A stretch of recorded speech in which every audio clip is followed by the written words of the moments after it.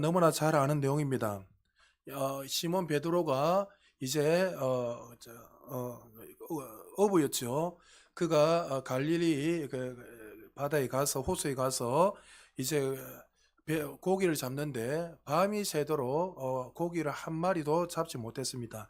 그런데 예수님께서 그에게 깊은 곳에 가서 그물을 던져라 했을 때에 그는 사실 여러분들 이 말에 우리는 그냥 쉽게 뭐 던지면 되겠다 이렇게 생각할 수 있지만은 여러분이 잘 아다시피 베드로는 어부였습니다. 베테랑이었고 물의 흐름이라든지 고기가 어디에 많고 고기가 어디에 작은지 잘 알았고, 그리고 절대로 깊은 곳에 그물을 던지면 고기를 잡을 수 없다는 걸 누구보다 잘 압니다. 왜냐하면 그물이 여러분 이렇게 한계가 있기 때문에 던지면은 땅까지 내려가지 않으면 어떻게 됩니까? 쉽게 말해서 고기가 다 빠져나갑니다. 그래서 절대로 깊은 곳에 그물을 던지면 고기를 잡을 수 없다는 것을 상식적으로 누구보다 잘 압니다. 근데 오늘 보니까 예수님께서 그에게 말씀했을 때 그의 상식, 경험, 어떤 이성적인 논리를 다 내려놓고 그가 이제 예수님이 말씀하신 대로 그 그물을 깊은 곳에 던지게 됩니다. 그때 이렇게 말합니다. 5장 5절 제가 다시 읽을게요. 시몬이 대답하여 이르되 선생님 우리들이 밤이 새도록 수고하였으되 잡은 것이 없지만은, 그러니까 수고했지만 한 마리도 잡지 못했지만 그 다음 말이 중요하죠. 무엇을 의지해서요? 말씀에 의지하여 내가 그물을 내리리다 하고, 내가 주님의 말씀을 의지하여 그물을 던집니다. 그는 고기의 전문가였고 베테랑 어부였지만 그는 어떻게 해요?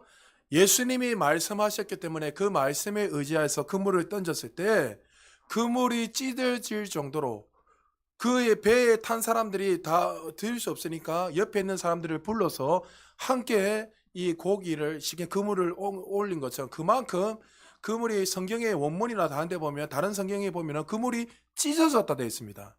그러니까 얼마나 고기를 많이 잡았는지, 고기가 크고 얼마나 많이 잡았는지 그물이 찢어질 정도로 그 놀라운 역사가 일어났습니다. 오늘 이 본문은 사실 거듭난 그리스도인들에게 이 땅에 우리가 어떻게 살아야 될지, 이 삶의 방식, 하늘에 속한 자, 정말 영적 그리스도인들이 어떻게 살아야 되는지 우리에게 보여주는 말씀입니다. 여러분에게 누누이 말했지만 이 세상에는 두 종류의 인생이 있대지요. 자연인, 예수를 믿지 않은 사람이 있고, 그 사람들은 당연히 예수를 믿어야 되는 사람이고, 또 예수를 믿고 거듭난 그리스도인들이 있대죠. 또 그리스도인들 가운데서 두 종류의 인생이 있습니다. 육적인 그리스도인, 내가 주인이 돼서, 여전히 내가 주인이 되어서 말씀이 지배를 받지 않고 은혜가 지배를 받지 않고 성령이 주인이 되지 않고 여전히 내가 주인 되어서 살아가는 그리스도인, 육적 그리스도인이죠. 성경에서 대표적으로 누굽니까? 롯과 같은 사람입니다. 육신적으로 살아갔던 사람. 그리고 영적 그리스도인들이 있었습니다. 하나님의 자녀가 되는 그 순간부터 내가 주인이 아니라 말씀이 말하면, 말씀이 그러하면 그러하고, 정말 내가 내 이성 논리를 다 내려놓고 하나님이 말씀하시면 그 말씀 앞에 양보되어서 살아가는 삶, 주님이 주인이 되어서, 말씀이 주인이 되어서 살아가는 그 인생이 바로 영적인 그리스도인이죠. 대표적인 인물이 많이 있지만 아브라함과 같은 사람, 주님이 말씀하시니까 그 이성과 논리를 다 내려놓고 본토 친척 아비 집을 떠나 자기가 의지하는 모든 것을 다 내려놓고 주님이 말씀하신 대로 순종하며 걸어간 인생, 그런 인생을 영적 그리스도인이다 말씀하고 있습니다. 그러나 우리는 인생을 살아가다 보니까 여전히 영적 그리스도인을 살아가임에도 불구하고, 말씀대로 순종하며 살아가임에도 불구하고 눈에 보이는 감각 지식을 의지하며 평생 살아왔던 사람들이기에 여전히 말씀 앞에서 내 자신을 양보하지 못하고 이성으로, 논리로, 또 내 감각적으로, 오감으로 많은 사람들이 살아간다는 말이죠. 근데 하나님은 거듭난 그리스도인들에게는 반드시 하늘에 속한 자답게, 마치 미국 사람은 미국 사람처럼 살아간 것처럼 한국 사람들이 자연스럽게 김치가 좋고 미국 사람들은 자연스럽게 버터가 좋은 것처럼 우리의 삶 속에도 거듭나는 그 순간부터는 이제 우리 영의 말씀, 하나님의 자녀답게 살아가는 방식이 있다는 거죠. 예수님이 한 번은 무화과 나무 철이 아닌데도 불구하고 지나가시다가 무화과 나무가 열매 맺지 못한 것을 보시고 어떻게 하십니까? 저주하십니다. 저주하고 나자 당연히 무화과 철이 아니니까 열매가 맺지 않는 건 당연한 거죠. 근데 그 다음날 제자들이 가다가 무화과 나무를 봤습니다. 예수님이 저주한 그 나무를 보는 순간 깜짝 놀랐습니다. 왜요? 잎이 마르고 뿌리가 말라서 죽어버렸다는 거죠. 그리고 나서 예수님께 찾아가서 이야기합니다. 예수님, 어제 예수님이 무화과 나무를 저주했을 때 저주한 걸 인하여서 어떻게 이 나무가 하루 사이 이렇게 말라 비틀어져 죽을 수 있습니까? 그때 예수님이 뭐라고 이야기하십니까? 이제 너희들이 어떻게 살아야 될 것을 그걸 통해서 보여주시면서 이전에는 너희들은 육적으로 감각적으로 그렇게 살았지만 이제는 그렇게 살아가는 것이 아니라 하나님의 자녀들은 이제 어떻게 살아야 된다? 믿음으로 살아야 된다는 것을, 말씀을 믿는 믿음으로 살아야 할 때 너희들이 그렇게 말하는 것들은 반드시 이루어진다는 것을, 믿음으로 살아야 될 것을 그 사건을 통해서 보여주고 말씀하고 있다는 거죠. 바울도 거듭난 그리스도인들에게 이렇게 말씀했습니다. 로마서 12장 2절 같이 읽겠습니다. 시작. 너희는 이 세상과 일치하지 말고 너희 생각을 새롭게 함으로써 변화를 받아 하나님의 선하시고 기뻐하시고 온전하신 뜻이 무엇인지 입증하도록 하라. 예, 로마서는 여러분 잘 아는 교리에 관련된 것들이 설명하고 있는데 1장부터 11장까지는 교리적인 것을 쫙 설명하면서 이제 거듭난 그리스도인들이 실천적으로 어떻게 살아야 되는가를 본격적으로 12장부터 16장까지 구체적으로 하나하나 설명하는데, 12장 1절을 읽지 않았지만 12장 1절을 읽어보면 너희들은 이제 예배자로 살아야 된다. 거듭나는 그런 순간에 이제부터 하나님의 영광을 위해서 하나님의 이름을 드러내며 하나님과 교제하며 예배자로 살아야 될 것을 설명하면서 2절에서는 어떻게 해요? 이제 세상과 일치하는 사람 살지 마라. 세상의 방식으로 살지 마라. 그거는 세상의 방식이고 육적 그리스도인이 살아가는 방식이니까 너희는 거듭난 하나님의 자녀가 됐으니 이제 너희는 어떻게 해요? 마음을 새롭게, 생각을 새롭게 했는데 이 생각을 어떻게 해요? 말씀을 통해서. 영은 거듭났지만 육은 거듭나지 않았잖아요. 내 영혼이 잘된 같이 범사가 잘되고 강건하기를 원한다. 이 말은 뭐예요? 영은 이미 거듭날 때 완벽하게 새롭게 되었단 말이죠. 근데 뭐가 새롭게 되지 않았죠? 우리의 생각들, 육체적인 생각들, 육신과 이 생각이 새롭지 않기 때문에 계속 이 육신을 구원하기 위해서 어떻게 해요? 말씀을 통해서 생각을 계속 바꿔서 변화를 받아서 여기 어떻게 해요? 하나님의 선하시고 기뻐하시고 온전한 뜻이 무엇인지 어떻게 해요? 입증! 네 삶으로 증명하고 나타내라고 말씀하고 있다는 거죠. 눈에 보이는 경험, 오감, 우리에게 너무나 중요하고 필요합니다. 그러나 그보다 더 높은 차원, 거듭난 그리스도인들은 이제 그렇게 살아가는 것이 아니라 하나님의 자녀답게, 하늘에 속한 자답게, 영적인 그리스도인답게 이제 말씀 안에서 믿음으로 살아야 된다는 것을 말씀하고 있습니다. 여러분, 믿음은 자꾸만 말씀드리지만 신념, 내 어떤 열심이 아니랬죠. 믿음은 성경에서 무엇을 믿는 거랬습니까? 하나님의 약속의 말씀을 믿는 거예요. 믿습니까? 내 신념으로 믿습니다. 열심으로 믿습니다. 이게 아니라 믿음이. 왜 자꾸 신념으로 자꾸 믿습니다 합니까? 그것은 믿음이 아니라 믿음은 하나님의 말씀을 믿는 거예요. 베드로가 자신의 경험과 느낀 감각을 내려놓고 그물을 던질 때 밤새도록 한 마리도 잡지 못하는 그 놀라운 축복이 일어나게 됐죠. 어떤 일이 결과가 일어났습니까? 5장 5절 6절 제가 다시 한번 읽어볼게요. 시몬이 이르되 선생님 우리들이 밤이 새도록 수고하였으되 잡은 것이 없지만은 말씀에 의지하여 내가 그물을 내리다 하고 6절 같이 있습니다. 시작.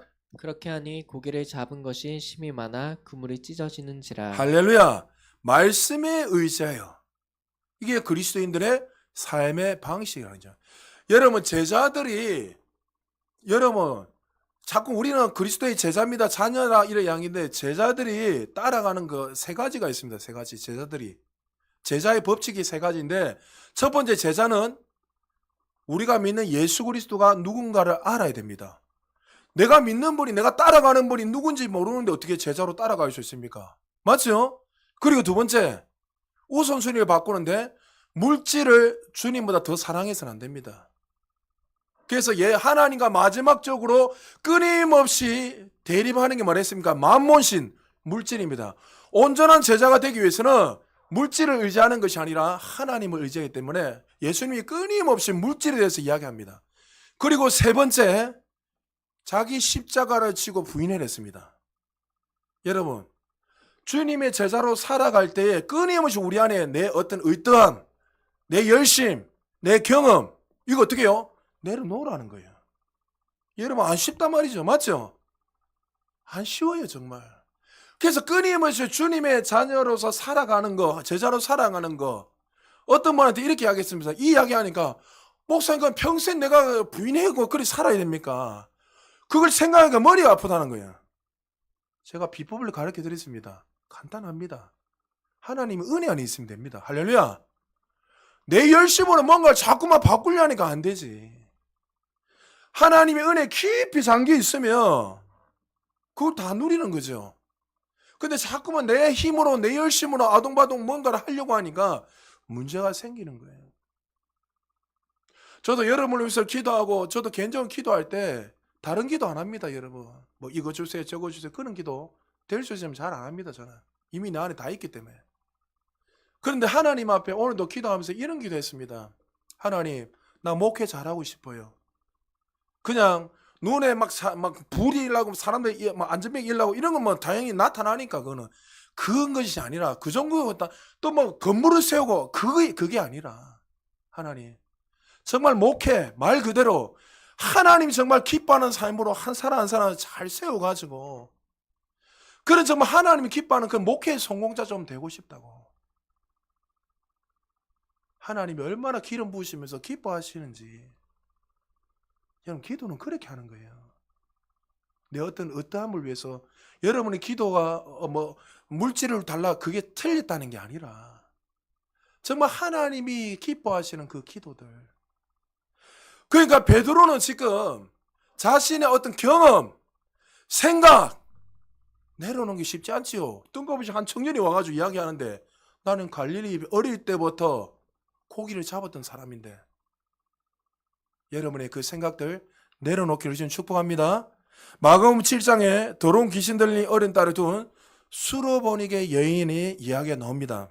그녀는 예수님께 딸을 고쳐달라고 간구하며 울부짖으며 주님 앞에 나갔습니다. 그런데 참 신기한 것은 사랑이 넘치시는 하나님이 사랑이를 표현할 수 있는 그 예수 그리스도가 은혜와 사랑이 넘치는 그 예수 그리스도께서 전혀 다르게 행동하고 있습니다. 마가복음 7장 26절 27절 우리 같이 한번 읽어보겠습니다. 시작. 그 여자는 헬라인이요 수로보니게 족속이라 자기 딸에게서 귀신 쫓아내 주시기를 간구하거늘 예수께서 이르시되 자녀로 먼저 배불리 먹게 할지니 자녀의 떡을 취하여 개들에게 던짐이 마땅치 아니하니라. 예, 사랑이 넘치는 예수님이 뜬금없이 뭐 어떻게 해요? 나는 네 위해서 온 게 아니다. 나는 이방인을 위해서 온 것이 아니라 이스라엘을 구원하러 왔다. 이 여인을 개처럼 여겼습니다. 그러나 그녀는 이러한 것에 전혀 흔들림 없이 주님 앞에 이야기했습니다. 여러분 여기서 성경을 잘 아셔야 됩니다. 성경에 예수님께서 어떤 것을 이야기할 때 어떤 기적과 치유 일어나고 뭐 이 다양한 일어날 때는 예수님께서 어떤 목적과 의도를 가지고 하는 거예요. 근데 우리는 자꾸만 그 사랑과 어떤 목적을 의지. 자, 여러분 그 당시에 귀신을 쫓아내는 거, 병을 고치는 거는 누구만 할 수 있는 거예요? 하나님 외에는 못 하는 거예요. 이해됩니까? 그럼 이 사건을 통해서 하나님 예수 그리스도 안에는 뭘 나타내는 거예요? 예수님을 통해서 내가 이 땅에 왕으로 왔다. 메시아로 왔다는 것을 보여주는 장면이에요. 이해되십니까? 그것을 그 당시에 사람들은 몰랐단 말이죠. 근데 이 여자는 이방 여인인데도 불구하고 어떻게 해요? 예수님을 메시아로 알았어요. 귀신 쫓아내달라고 찾아왔어요. 그런데 예수님이 하시는 말씀에 이 수르보니 여인이 이렇게 말합니다. 28절입니다. 여자가 대답해 이르되 주여 올소이다마는 상 아래 개들도 아이들이 먹는 부스러기를 먹나이다. 참 대단하죠. 상에서 떨어지는 그것도 개들이 먹는 것처럼 아이들이 먹는 것처럼 저에게도 그거라도 주세요. 여러분 이 정도 되면 우리는 열받아서 가잖아요. 우리 한국 사람들 보십시오. 여러분 치유사역이나 막 하면은 여러분 어떻게 해요? 우리 한국 사람들은 기도를 바짝 눌려줘야지 합니다. 그러니까 살짝 톡 대고 하면은 어떻게 해요? 화를 내고 짜증을 냅니다. 여러분 손을 안 만져도 낫습니다. 여러분 할렐루야. 꼭 빡빡 10분씩 20분씩 눌러줘야지. 어떨 때는요 저도요 어떤 분들이 기도할 때 다 그런 거 아닙니다. 무조건 어떤 분들 딱 기도하다 보면 오래 기도해 줘야 될 사람이 있습니다. 왜요? 그 사람은 어떻게요? 어떤 그 말씀에 근거해서 믿는 게 아니라 목사님이 오래 기도해 주면 낫는다는 그 믿음이기 때문에. 그러나 여러분 그 수준에 머물러 있지 말아 했잖아요. 하나님 말씀이 그러면 항상 옳은 거야. 할렐루야. 손을 얹으면 낫는 거지. 뭐 바짝 누른다고 덜 누른다고. 아니란 거죠. 이 정도 되면 여자는 열받아가서 뛰어나갈 수 있는데 그는 어떻게 해요? 주님이 누구신지 알고 그는 주님을 끝까지 말씀을 놓치지 않고 주님을 계속 바라봤습니다. 예수님이 깜짝 놀라서 그 믿음을 보시고 29절에 이렇게 말씀하십니다. 같이 한번 읽어볼까요? 시작. 예수께서 이르시되 이 말을 하였으니 돌아가라 귀신이 내 딸에게서 나갔느니라 하시매. 자, 우리는 여기에서 주님께서 하신 사역을 자세히 봐야 됩니다. 예수님이 분명히 사단에게 명하지 않으셨습니다. 맞죠? 그 아이에게 찾아가지도 않았고 사단아 떠나가라 한 적도 없습니다. 맞죠? 잘 보십시오. 사단아 그 소년에게 떠나가라 하지도 않으셨습니다. 그보다 그 여인과 대하던 중에 이렇게 말씀하셨습니다. 귀신이 내 딸에게서 떠났다. 이게 예수님의 말씀 한마디였습니다. 그러나 그녀는 예수님이 말씀하신 그 말씀을 어떻게 해요? 믿었고 붙잡았습니다. 여러분 지금 무엇을 붙잡아야 게 이해되십니까? 이해되시면 아멘. 지금 이 여인은 예수님이 말씀하신 그 말씀을 믿고 붙잡은 거예요. 무슨 상황을 보고 상황이 바뀌니까 아멘한 것이 아닙니다, 여러분. 어떤 일이 일어났죠? 30절입니다. 같이 읽겠습니다. 시작. 여자가 집에 돌아가 본즉 아이가 침상에 누웠고 귀신이 나갔더라. 할렐루야. 그녀는 딸이 고침받는 놀라운 역사가 일어났습니다. 여러분 지금 두 내용을 보면 베드로가 말씀을 의지했을 때 붙잡았을 때 그물이 터질 정도로 많은 고기를 잡게 됐고 또 금방 읽어도 수르보니게 여인도 예수님께서 말씀하신 귀신이 내 딸에게서 나갔다 했을 때 그 하나님의 말씀을 붙잡고 믿음으로 그것을 취하고 나갈 때 놀라운 역사가 일어났다는 거죠. 하나님 살아계십니다. 여러분 잘 들으십시오. 여러분이 믿음으로 살지 않으면 잘 들으세요. 거듭난 사람들이 믿음으로 살지 않으면 반드시 두려움이 오게 돼 있어요. 그러니까 여러분 삶이 지금 두려움이 온다는 것은 반대로 뭐요? 그 분야에 지금 뭐로 살아가지 않다? 믿음으로 살지 않기 때문에 두려움이 오는 거예요. 염려가 오고 걱정이 오는 거예요. 이해되시면 아멘. 여러분, 여러분의 모든 삶을 한번 점검해 보십시오. 내 삶이 걱정이 오고 염려가 오고 이 모든 것을 내가 믿음으로 살지 않았기 때문에 나타나는 거예요. 믿음으로 살지 않기 때문에 뭐요? 불신앙이 찾게 되는 거죠. 손을 얹으면 낫는다 했는데 왜 안 낫지? 예수님 나에게 이미 부유를 주셨는데 왜 나의 삶에 부유가 안 나타나지? 여러분 안 되는 사람들 다음에 제가 설교하겠지만 성경에서는 생각을 갖다가 상상력으로 해석을 많이 해놨습니다. 원문에 보면 우리 성경에는 전부 다 그 생각으로 다 돼 있는데 원문이나 영어 다른 성경에 보면 이미지로 상상력, 생각을 갖다 상상력으로 많이 적어놨습니다. 그러니까 여러분 보십시오. 많은 사람들이 어떤 생각을 하는 것들 대다수가 부정적인 생각을 늘 합니다. 자, 여러분에게 결혼 생활 20년, 30년, 예를 들어 20년, 30년 동안 쫙 하다 보면 남편 어때? 아내 어때? 너 행복해? 하면 행복하지. 그러면 지금 어때? 이라면 힘들어. 대다수 이렇게 많은 사람 이야기해요. 왜 그런지 아십니까?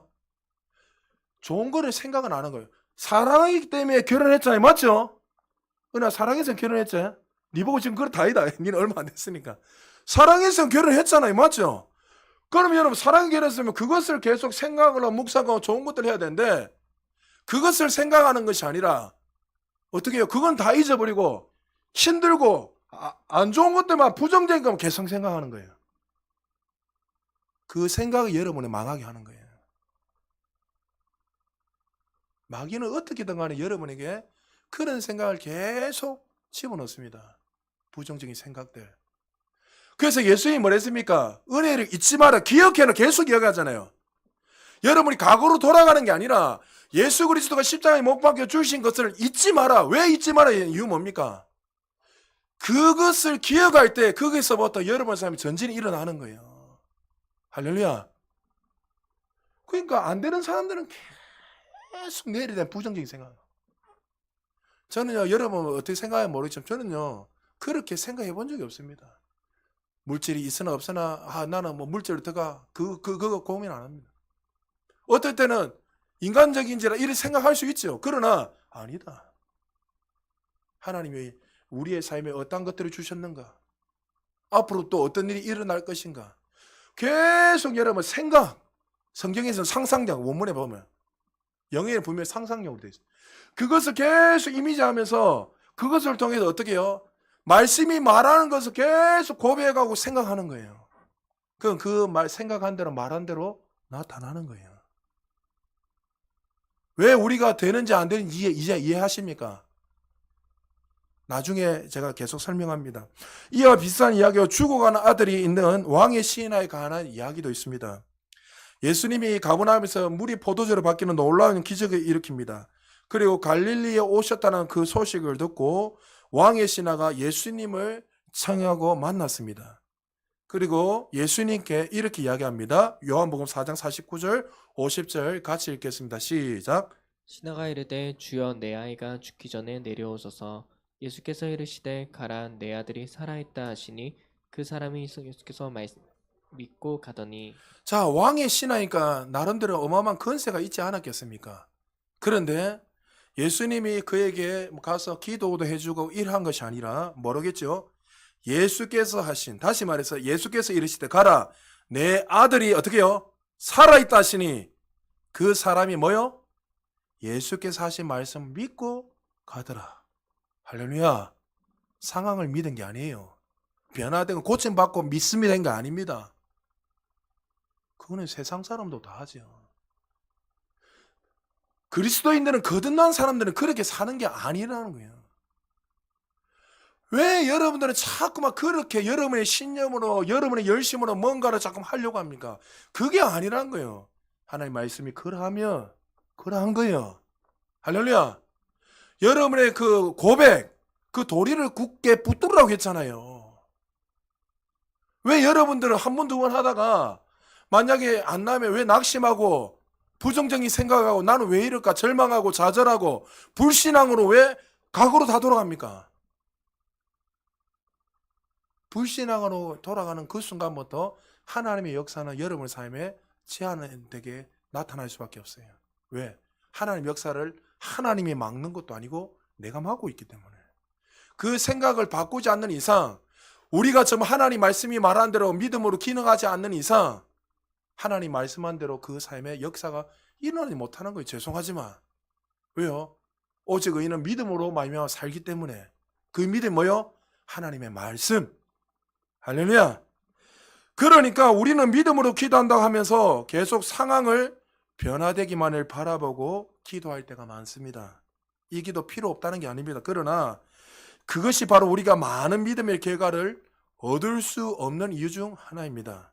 오늘 이 세 사건의 공통점은 모두 다 예수님이 하신 말씀을, 상황을 믿은 게 아니라 하나님이 말씀하셨기 때문에 그들은 어떻게 해요? 믿었고 그 말씀이 말한 대로 간 거예요. 인간적으로 하나님 말씀 수제 걸어갔을 때 의심이 찾아올 수도 있었지요. 맞죠? 딸에게 찾아가면서, 아들에게 찾아가면서, 이게 고침을 받을까 안 나을까, 별의별 생각할 수 인간인지나. 그러나, 우리 이거는 상상할 수 있잖아요. 그러나 그들은 어떻게 해요? 그런 생각을 했다고 하는 사람 한 명도 없습니다. 하나님 말씀 그대로 믿고 걸어갔다는 거죠. 상황이 변화된 것을 믿고 고백한 것이 아니라 예수님의 말씀을 믿었다는 거죠. 왕의 신하는 주님께서 말씀하신 것을 붙잡았고 기적을 기대하며 걸어갔습니다. 집으로 가는 길에 그의 종들이 찾아와서 기쁜 소식을 전합니다. 51절에서 53절 같이 읽어보겠습니다. 시작. 내려가는 길에서 그 종들이 오다가 만나서 아이가 살아있다 하거늘 그 낫기 시작한 때를 물은즉 어제 7시에 열기가 떨어졌나이다 하는지라. 그의 아버지가 예수께서 내 아들이 살아있다 말씀하신 그때인 줄 알고 자기와 그 온 집안이 다 믿으니라. 할렐루야. 믿음의 현정이라 했잖아요. 할렐루야. 그가 바로 그때 믿었을 때에 소망은 여러분 언제가 될 것이다. 이거는요. 소망은 여러분 삶에 어떤 축복을 나타낼 수 없습니다, 여러분. 믿음은 현재형이 되어 있다 했잖아요. 그거 언제요? 예수님이 말씀하셨을 때, 그때 그 말씀을 믿었을 때 그 즉시 열이 떠나고 고침을 받았다는 거예요. 할렐루야. 여러분, 우리는 무엇을 믿고 살아가고 있습니까? 저는 이 세 사건을 묵상하면서 제 자신의 믿음도 한번 점검해보고, 정말 우리가 신앙생활 하면서 무엇을 믿고 살아가고 있는가? 여러분, 제가 늘 말씀드리잖아요. 우리가 한 주 동안 살아갈 때 우리의 삶에 어떤 체험이나 경험이 나타나지 않으면 여러분들 한번 내 자신이 점검해 보셔야 돼요. 내가 무엇을 의지하고 믿고 살아가고 있는지. 내가 하나님의 자녀로 살아가면 나의만 초자연적인 삶은 자연스럽게 나타나는 거예요. 할렐루야. 이거는 성경에서 정확하게 말씀하고 있습니다. 여러분이 지금 의지하고 믿는 것이 무엇입니까? 내 신념, 내 열심, 내 노력 필요 없다는 게 아닙니다. 주어진 일 열심히 땀 흘리면서 열심히 해야죠. 우리 아이들도 열심히 공부해야 되죠. 그러나 그것들이 여러분의 인생의 진리의 길을 인도하고, 그것들이 여러분에게 생명의 길로 인도하고, 그것들이 하늘에 속한 모든 그 부여와 그 신령한 능력들, 은혜들을 주는 게 아니란 거죠. 말씀을 통해서 내가 누구인지 무엇을 가지고 있고 그리스도 안에서 내가 어떠한 존재인 걸 유일하게 알 수 있는 것이지 내 신념과 열심이 아닌 거죠. 많은 사람들은요, 육체, 성령으로 시작해서 육체로 끝내려고 자꾸 얼마나 힘쓰고 있는지 모릅니다. 따라합시다. 힘 빼자. 여러분, 힘을 빼야 돼요. 힘. 여러분의 힘을 빼야 돼요. 여러분, 하나님 앞에 나와 수요일이든 금요일이든 엎드려 기도하세요. 와서 기도하고 예배하는 거, 힘 빼는 거, 힘 빼는 거 하나님 내 힘으로 할 수 없습니다. 하나님 은혜 더해주세요. 제가 늘 말씀드리잖아요. 수요일날 여러분 쉬는 분들 와서 기도하세요. 예배 와서 늦게라도 와서 집에서 그 앉아가 누워있는 그 시간에 와서 예배드리고 하나님 말씀하면 내 자신을 바꾸고 하는 그 시간이 더 영광스러운 삶. 여러분에게 교회 살아라 이야기 저는 안 한댔잖아요. 그런데 여러분들이 성장하기 위해서는 말씀을 들어야 할 때가 있는 거예요. 여러분, 은혜 받아야 할 때가 있고, 할렐루야. 기도할 때가 있고, 할렐루야. 여러분들이 은혜를 받지 않는데 어떻게 성장이 일어날 수가 있습니까? 여러분, 이 세 사건을 보면서 정말 우리의 삶을 다시 한번 점검해보고, 여러분이 지금 공경에 처해 있든지 거기서 빠져나올 때 필요한 유일한 것은 하나님으로부터 온 말씀이란 거죠. 어떤 어려움과 공경에 처해 있을 때 상황에 관해 그분께서 어떻게 나에게 말씀하신지 좋으신 그 하나님을 묵상하세요. 말씀을 묵상하세요. 말씀을. 여러분들이 질병 가운데 있다면, 채찍이 맞으면 나음이 있다, 그 말씀을 여러분 묵상하면서 그것을 붙들어야 돼요. 그래서 그 기록된 말씀이 어떻게 해요? 여러분의 삶 능력의 말씀으로 살아서 역사하는 레마의 말씀으로 나타나도록 말씀을 먼저 묵상하는 거예요. 할렐루야. 예수님이 가난해지시면 우리를 부유하겠다. 여러분 이렇게 이야기하잖아요. 왜 내게는 와 부유가 안 나타나? 자꾸만 이 이야기만 고민하고 있잖아요. 그것을 고민하기 때문에 안 나타나는 거예요. 그게 아니라 내가 지금 말씀 앞에서 어떻게 양보하고 살아가고 있는가. 어떤 분들은 지금 간증하잖아요. 목사님 뭐 자꾸 온다고. 그냥 연락이 오고 전화가 오고. 그거 온다고. 전적으로 주님 앞에 주인 되는 삶을 살아갈 때에 정말 그분이 공급자인 것을 믿고 내 삶을 맡길 때에, 여러분 아까 서두에 말했잖아요. 베드로가 믿음으로 기능할 때는 물 위를 걸어갔잖아요. 맞지요? 뭐 주님을 바라보니 그것도 다 있지만 그냥 그가 한마디로 믿음으로 걸어간 거잖아요. 아, 주님이 정말 나의 주인 되시고 정말 오직 의인은 믿음으로 산다는 걸 알고 그 풍랑 가운데서도 그거 어떻게 해요? 주님의 말씀에 의지해서 나오라 올라온나 그 믿음으로 걸어갔을 때에 그는 물 위에 걸어갔어요. 초자연적인 역사가 그 사람이 일어났어요. 근데 상황을 바라보는 순간 그 상황을 봤다는 건 뭐예요? 불신앙이죠. 불신앙. 말씀을 믿지 않고 불신앙으로 살아갈 때에 자리를 잡으면서 그 순간 어떻게 해요? 물에 빠져요. 그러니까 여러분 우리의 삶에 믿음으로 기능하지 모든 사람들은 죄송하지만 여러분 불신앙입니다. 내가 불신앙으로 기능하기 때문에 나 염려가 오고 걱정이 오고 삶이 풀어지지 않고 반대로 더디더라도 말씀이 그라당 그 사실을 믿고 여러분이 말씀하면 계속 양보하고 말씀이 말하는 대로 여러분들이 절대적인 믿음을 가지고 절대적인 믿음 하나님 말씀이 있는 거잖아. 그 믿음을 걸어갔을 때에 여러분의 삶에 반드시 말씀이 말하는 결과물들이 반드시 나타나는 거예요. 여러분 오늘도 말씀을 들으면서 무엇을 상상하고 무엇을 묵상하고 있습니까? 나는 왜 안 될까? 그걸 묵상합니까?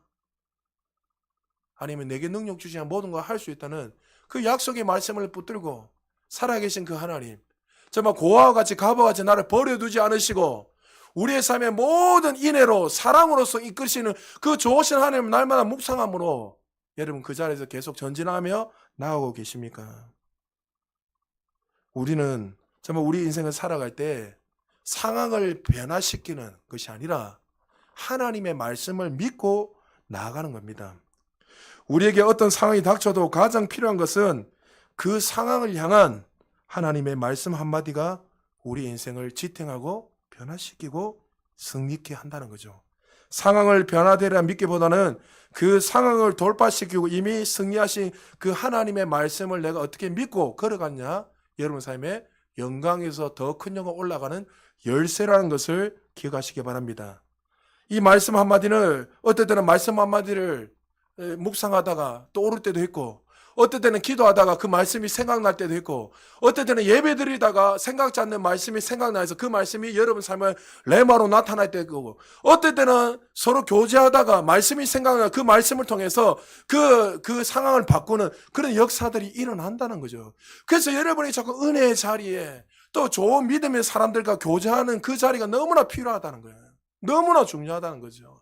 그것을 통해서 여러분의 생각을, 좋은 생각을 자꾸만 바꾸고, 정말 주님 주시의 진리의 생각을 계속 생각을 바꿔서 내 삶의 능력으로도 실제로 나타나는 이 레마의 말씀이 우리의 삶에 끊임없이 나타날 수 있도록 여러분들은 무릇 마음을 지켜서 말씀을 붙잡으면 어떤 현재 상황 속에서 변화가 일어나지 않아도 그것을 바라보지 말고 말씀이 말하는 대로 계속 여러분 말씀을 딱 믿고 걸어가는 그 순간부터 반드시 여러분 다른 세력이 오게 돼 있어요. 반드시 말씀을 믿지만, 예수님도 보십시오. 40일 주야 금식했을 때 마귀가 딱 오잖아요. 그 순간부터. 그럼 여러분들 그 상황 속에서 다리를 쫙 뻗고 말씀 앞에 깊이 뿌리를 내서 어떻게 해요? 상황을 바라보지 말고 마치 베드로가 반석 위에 집을 짓고 말씀이 하나님의 그 말씀의 생명 역사에 딱 반석에 세워진 것처럼 상황을 바라보지 않고 여러분 말씀 위에 딱 내 삶을 지탱하고 걸어간다면, 불신앙으로 걸어가지 않고 태도와 생각을 정말 하나님 말씀에 고정을 하고 걸어간다면 반드시 그 말씀이 말하는 결과를 먹게 되는 거예요. 할렐루야. 하나님 살아계십니다. 하나님 죽은 하나님이 아닙니다. 잠언 4장 13절 여러분 잘 기억하시기 바랍니다. 같이 읽겠습니다. 시작. 훈계를 굳게 잡아 놓치지 말고 지키라. 이것이 내 생명이니라. 훈계가 영어 성경에 보면 다른 말로 지시라고 해석할 수 있습니다. 하나님이 말씀이 어떻게 하라는 지시를 어떻게 해요? 잡아라는 거예요. 할렐루야. 그것을 지키라. 왜요? 생명이기 때문에. 여러분 인생 속에 생명줄이 많이 있는 게 아니라 생명줄이 하나밖에 없으면 그걸 잡아라는 거예요. 그게 뭐예요? 말씀. 할렐루야. 근데 왜 다 썩어진 동화줄을 잡고 있는 거예요? 내 열심으로 올라가버려, 내 노력으로, 율법으로. 지성이면 감천이네. 자꾸만 뭐 다른 곳에 뭐가 있는 것처럼 기웃거리고 이것도 해보고 저것도 해보고 그렇게 살아가는 거예요.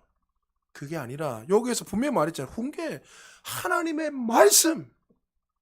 그 말씀이 너의 인생을 지탱하고 그 말씀이 너의 인생을 이끌어가고 그 말씀만이 너의 생명줄이니 그것을 붙들고 나가며 이 삶의 영광에서 더 큰 영광으로, 은혜에서 더 큰 은혜를 날마다 누리며 살 거라고 말씀하고 있습니다.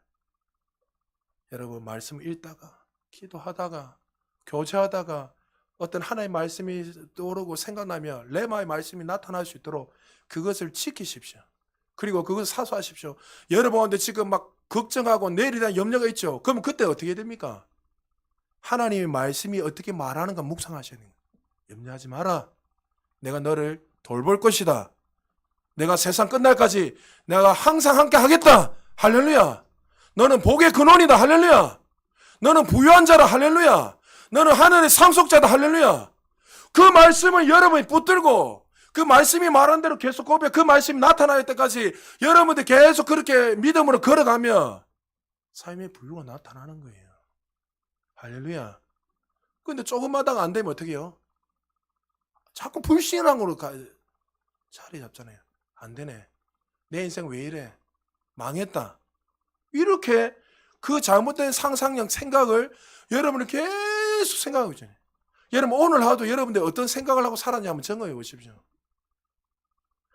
은혜 받는 사람도 오늘도 이 예배 가운데 이런 생각을 하면 오는 거예요. 내가 오늘 이 예배 가운데 내 삶이 전진이 일어날 것이고 하나님 주시는 그 은혜를 더 풍성히 누릴 것이고 계시가 더 풀어지고 이렇게 미래를 계속 생각을 하고 묵상하며 살아가는 사람들은 계속 전진이 있지만 그냥 앉아가지고 맞이 못해가지고 그냥 뭐 있겠나 그냥 앉아가지고 늘 듣던 말씀 늘 뭐 내가 어릴 때부터 읽었던 말씀인데 뭔 역사가 있겠나 그런 사람들하고는 인생이 본질 자체가 다르죠. 나타나는 게.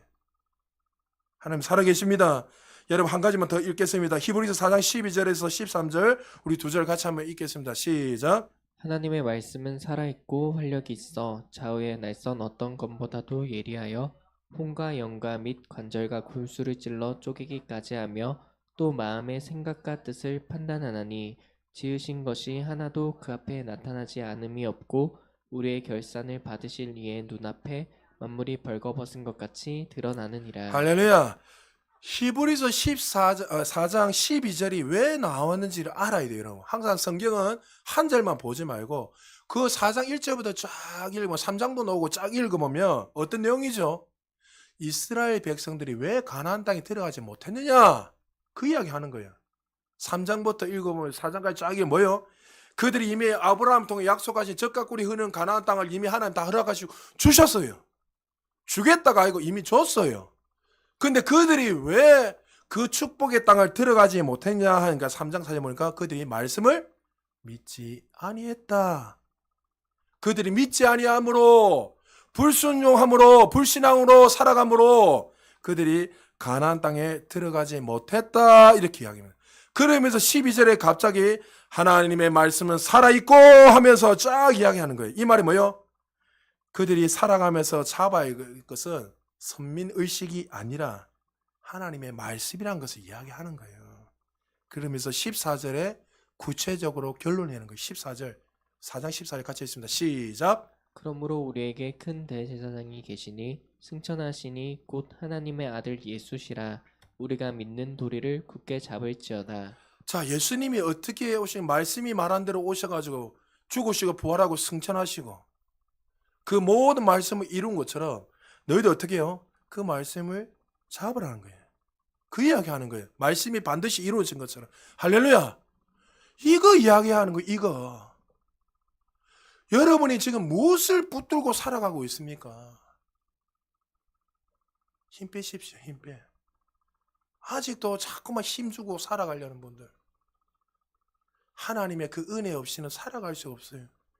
올해 2024년도에 우리 교회 은혜 위에 더 큰 애 주는 이유는 뭡니까? 하나님이 하시겠다는 거예요. 할렐루야. 하나님이 반드시 말씀이 말한 대로 네 인생을 아름답게 디자인해서 이끌어 가시겠다는 거예요. 할렐루야.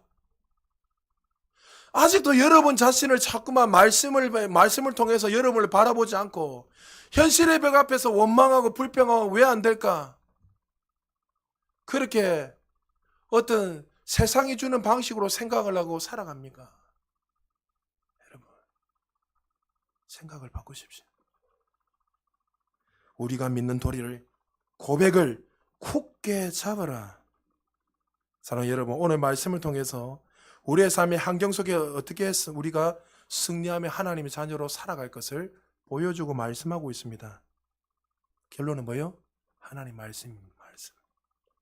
오늘도 하나님 말씀이 우리를 자유케 하고 승리케 하고 우리를 날마다 영광에서 더 큰 영광으로 올라간다고 우리에게 말씀했습니다. 여호수아 1장 8절에 나오죠. 그 두려워 떨고 있는 모세라는 그 거목이 영적 거목이 죽었을 때 여호수아가 덜덜덜 떨고 있습니다. 네가 이제 가나안 땅을 이끌어 가려 했을 때 얼마나 두렵고 떨겠습니까? 그때 주의 말씀이 임해서 뭐랬습니까?